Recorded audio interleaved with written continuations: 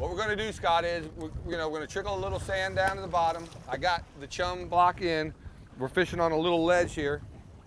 It's 40 foot deep, got a little break, and these kingfish will swim up and down this break. So I don't expect to see the kings right away.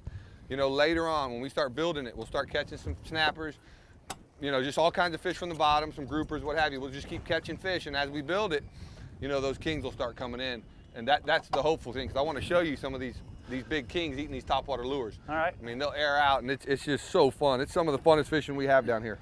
Well, the current's going into wind. Someone set us up with our rods all on that side. So plenty of rods for every situation.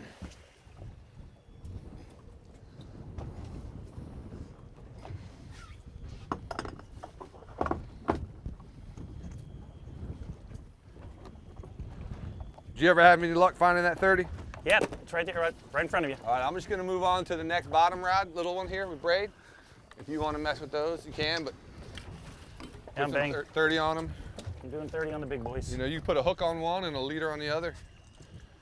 I mean, a hook on one and a lure. We got those new Orca lures that we were fishing in Louisiana for the tunas, and those things are really deadly when it comes to getting a topwater bite. Do you like just blind casting them? Or you want to well, wait I want to see some stuff first. Yeah. You know, we have this west wind, so who knows how the fish are going to act. You know, Well, a lot I'll of have people, something ready for a Kobe if he swims up. Some Yep, kings, yep. they start airing out Yep. on our live bait. Yeah. A lot of people think, you know, oh, right before the storm, you know, it's the best. West is best.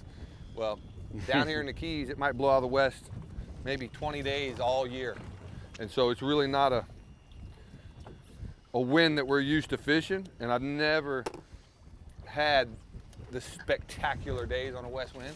But Till today, buddy, until today, right? And I've never had Walker out here on this spot with me before either. So there's a 12-foot, 30-pound leader fluorocarbon sitting on the ground right there. Okay. I accidentally grabbed the wrong stuff. A light one on, and we'll go from there. What I like to do is start off light, and then as the current increases, what we'll do is we'll just bump up the Which one? the weight. I got this little 12 on here. I got a next size up.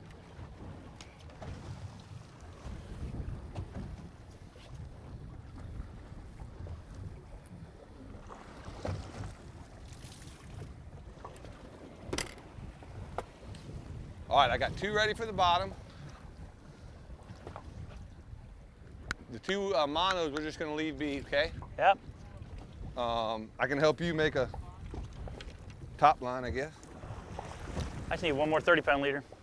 And you can put, if you want to put a wire rig or pick one of your orcas out. Okay, I'll do the. Just I'll give do me that the leader. I'll do the orca, and you can do the wire. Okay.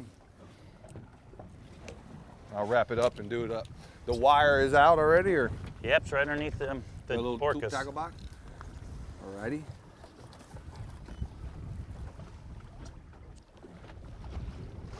Oh yeah, this is the secret stuff right here, boy.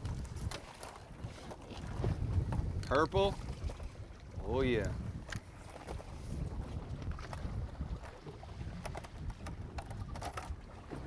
That's it.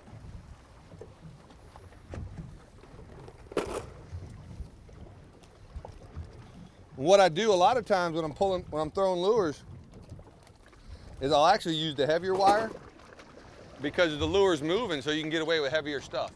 Now is when I have a live bait sitting out there, the fish comes up and look at it, that's when you want to use the lighter wire.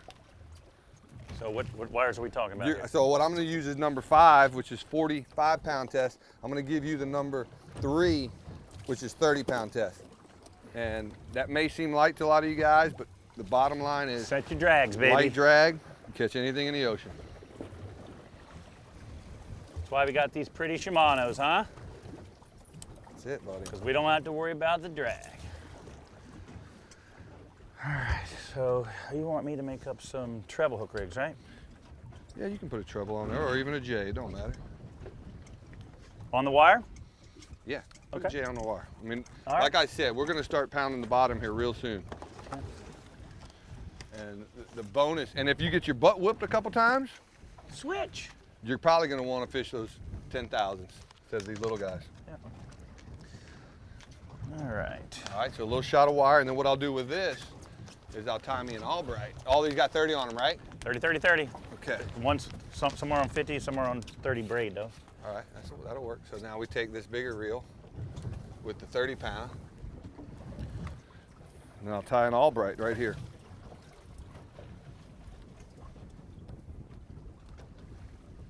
Real clean and real simple knot.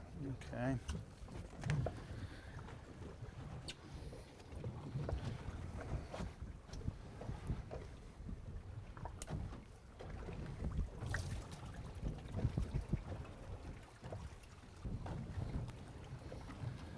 One little trick that I find really handy is, I'll show you here in a second. I'm sure you've used it for years and most guys do, but it's very important when you tie this Albright knot, okay, to not cut this tail end of the wire, because that thing is sharp as a needle.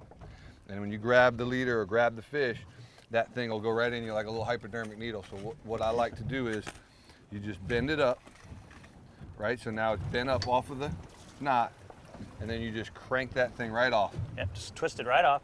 And then there Now, it is. No swivel involved, nothing to make bubbles. These toothy critters will attack that bubble trail. Yep, like his partner will come up and think Yep, that's another bait and hit that's it. your stealth right there. And again, by breaking that piece of wire off, that tag in, instead of cutting it, I can grab this and let it go right through my fingers, and there's nothing there to snag you up. So that is definitely a must do when you're fishing with wire. And once you've done it 2 or 3 times, it's faster than using a swivel. Oh yeah.